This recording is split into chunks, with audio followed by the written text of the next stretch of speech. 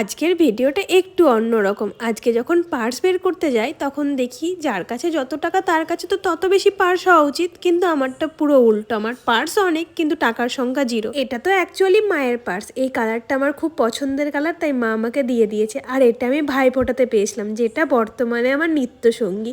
আর এই দুটোর বয়স তো সব থেকে পুরনো, প্রায় 12-13 বছর। তার জন্য দেখো সাদাটার অবস্থা খুব খারাপ হয়ে গেছে, আর লাল কালারটা আমার ফেভারিট, তাই এটাকে আমি তুলেই রেখেছি।